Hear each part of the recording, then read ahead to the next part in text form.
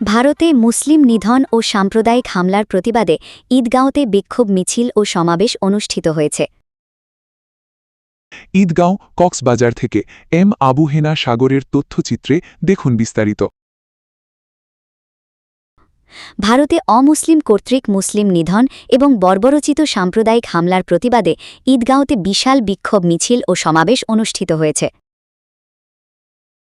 ১৬ মে শনিবার বৃহত্তর ঈদগাঁও উলামা পরিষদ আয়োজিত এ বিক্ষোভ মিছিলটি বাদে আসরের নামাজ পরবর্তী শাপলা চত্বর হতে বাস স্টেশনে চলে আসে। পুলিশ বক্স চত্বরে সমাবেশ শুরু হয়। এতে বক্তব্য রাখেন ঈদগাঁও বাজার কেন্দ্রীয় জামে মসজিদ খতিব হাফেজ জহিরুল ইসলাম, বোয়ালখালী মাদ্রাসার শিক্ষক নুরুল হাকিম, মাসুয়াখালী আশরাফুল মাদ্রাসার শিক্ষক হাফেজ মুবিনুল হক জমিরি, মাসুয়াখালী আশরাফুল মাদ্রাসার শিক্ষক হাফেজ রমজান আলী, আলমাসিহা ফাজিল ডিগ্রি মাদ্রাসা অধ্যক্ষ হেফাজতুল্লাহ নদবী, গোমাতলি মাদ্রাসার মোহতামিম মাওলানা ইমাম জাফর আলম, ব্যবসায়ী হাফেজ শহীদুল্লাহ মিয়াজি, শামসুল হক আজিজি সহ আরও অনেকে।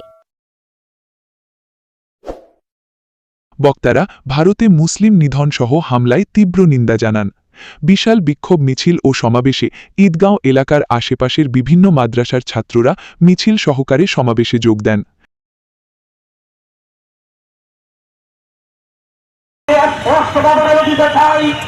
ভারতের পশ্চিমবঙ্গে মুসলমানদের বাড়িঘর ভাঙচুর করে तौहीद की अमानत तीनों में है हमारा, आशा नहीं मिटाना नाम निशा हमारा। सम्मानित समावेश, भारत सरकारेर জানা থাকা উচিত পুরো ভারত থেকে কক্সবাজার উলামা পরিষদের পক্ষ থেকে জানান দিতে চাই, আমরা আমাদের মুসলিম নির্যাতিত বিভিন্ন মুসলমানদেরকে নিরাপত্তা প্রদান করা হয়।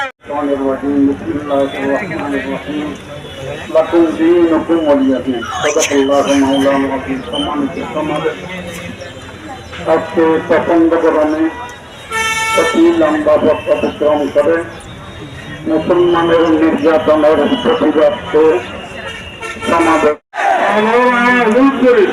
আমরা ভারতের জনগণে আরো বেশি নিরাপত্তা আছি আর মুসলমান আসেন আলজামিয়া আমদাদি কালিমাতের সম্মানিত সিনিয়র উস্তাদ জনাব হযরত মাওলানা হাফেজ নজির আহমদ আখ্যায়িত হয়ে গেল।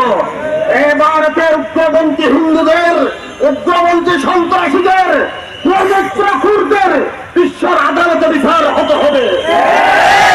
সেটা বলে দিতে চাই, বাংলাদেশ সরকারকে অনুরোধ করি, ভারতের দূতাবাস ভারতের দূতকে তলব করে ভারতের দূতকে মুসলমানদের আমরা সকলের ঐক্য সংগঠন করার জন্য ব্যবস্থা করা হোক। নিউজ ডেস্ক, সারা বাংলা সংবাদ, ঢাকা। সবার আগে সঠিক খবর পেতে ফেসবুক পেজটিতে লাইক ও ফলো দিন এবং ইউটিউবে সারা বাংলা সংবাদ চ্যানেলটি সাবস্ক্রাইব করে সাথেই থাকুন। ধন্যবাদ।